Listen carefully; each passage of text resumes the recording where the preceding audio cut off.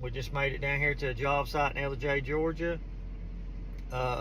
Beautiful drive on the way down here. We come to the mountains, a lot of back roads. It took me about 2.5 hours to get down here from my place up in Tennessee. But this is a customer that we do a lot of work for. They got transfer stations all over the southeast.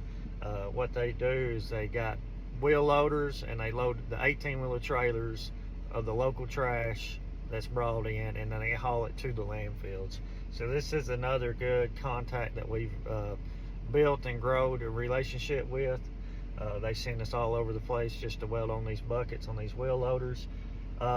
One thing about these loader buckets, they take the factory buckets, I don't know who does it, but they extend the buckets to carry more tonnage, to load the trailers to make it quicker. And these buckets are really bad about cracking at the base edge, right at the corner of the bucket where it stops. Most of the time they're running 8 to 10 inch rubber blocks and that bolts in place of where the cutting edge usually goes. They sent me pictures. This bucket here, they're still running a cutting edge, which is good. But those big rubber blocks are super heavy. It's the span of the width of the bucket, and it puts a lot of stress, and that's generally what cracks them out. Let's go see what's going on.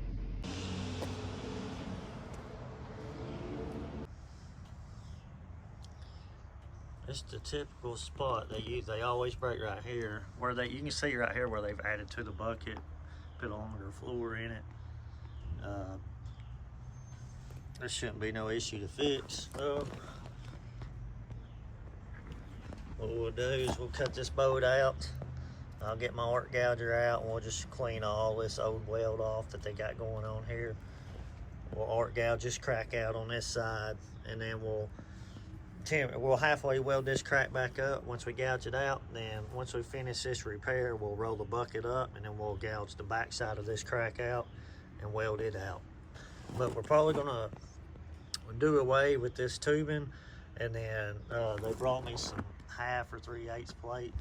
We're gonna put an angle brace in here like this, and we'll cut the ends of it at like points, and then we'll torch the points and hinge them down to close the gaps. And I'll show you kind of what we'll do there. But that way this here we tied in, and it'll be tied in here to the base edge as well.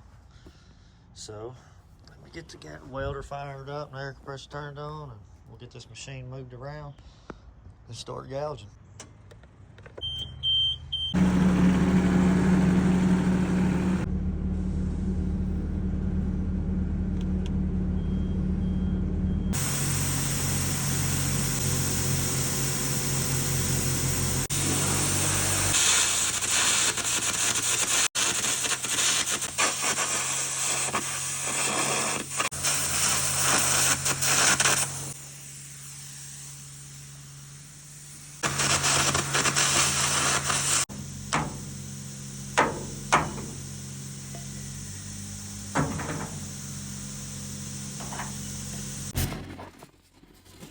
All right, guys, I got my earplugs in, so I might be talking kind of loud, but I was going to show you this. I'm fixing to start gouging these cracks going back to the left of the bucket.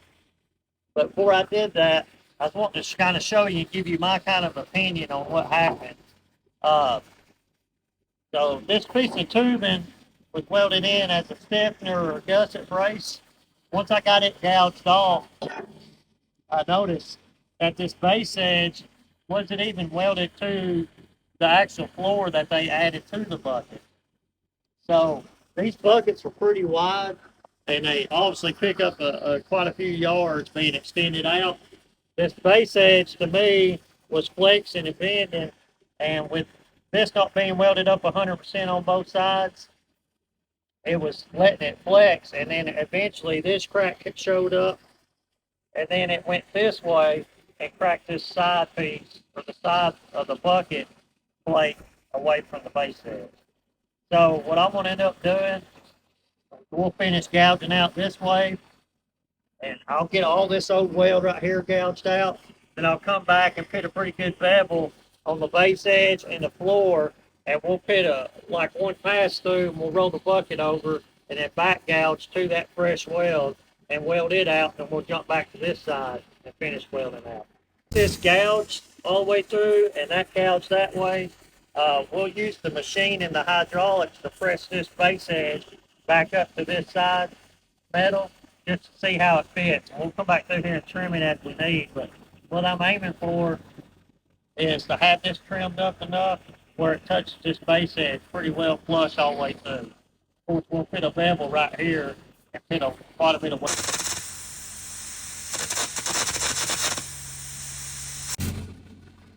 All right, so we got everything prepped.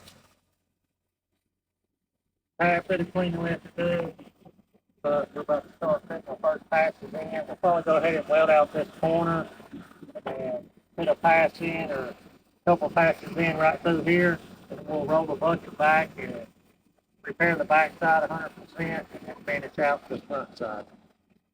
It's burning rod.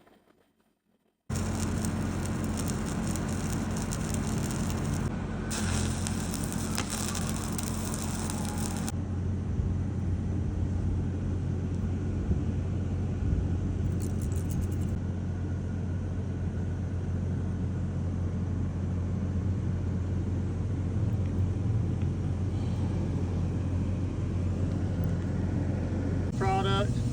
We got this gouged all the way through, welded up.